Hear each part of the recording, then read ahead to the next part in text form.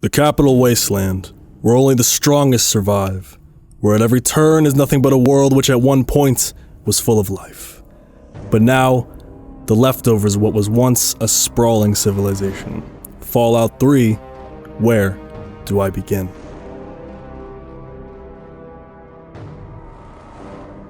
Fallout 3 right off the bat throws you into a world so ugly only a mother could love. You leave the supposed safety of Vault 101 in search of your father, who has recently up and left the vault without telling anyone.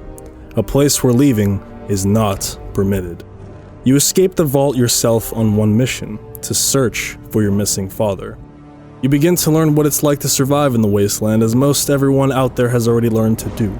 Equipped with a 10mm pistol and soft skin, you have to fend for yourself. This survival RPG was a big one, especially for its time. Things like special, your attributes, are what define your strengths and your weaknesses. Each letter in special is an attribute: strength, perception, endurance, charisma, intelligence, agility, and luck.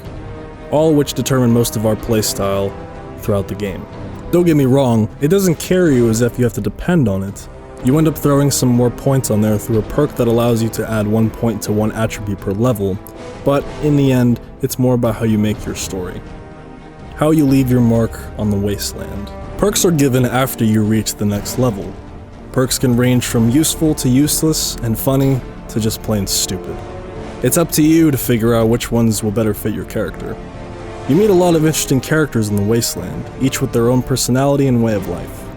You can choose to get to know some of them, but most aren't so friendly. As you progress and reach the level cap of 20, not including broken steel, the downloadable content which adds plenty of things including 10 extra levels to climb, you become more experienced in things like repairing better weapons, dodging traps and mines, and better at landing that headshot in quick action situations. There's plenty to discover in Fallout 3, and you can choose what you want to explore when you want to. The minute the game begins outside, the strings are cut, and you create your own path. You explore abandoned areas, other vaults, and places as infamous as Deathclaw Sanctuary. And as I like to keep things spoiler-free, you get to check that out for yourself. The story or the main quest line is entirely rather short.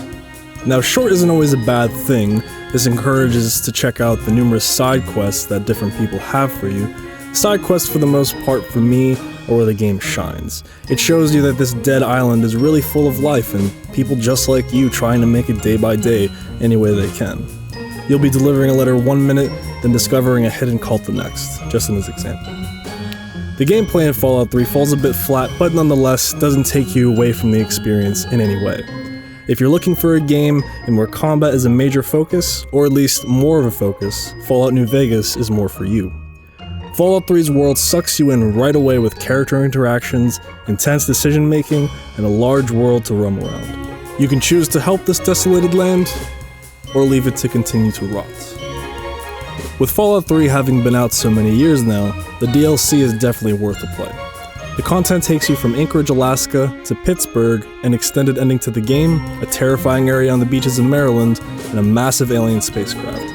Definitely adding to the experience and taking absolutely nothing away from it. Though Mothership Zeta fell a bit flat, it still adds to the story in a nice way.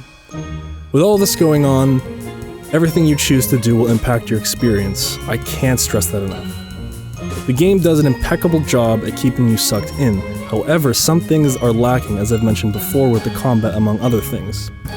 VATS is a great way to gain the upper hand in a fight, but the clunky mechanics are a bit stiff at times. Only a handful of items are really worth snagging on your adventures, as everything else is just props for the area you're in. Not counting if you construct a rocket launcher, a blueprint-designed weapon that allows you to fire those previously useless items into ammo. Sometimes it's integrated into quests like picking up sugar bombs to help create a buffed-up drug known as Jet or Ultra Jet if you choose to proceed.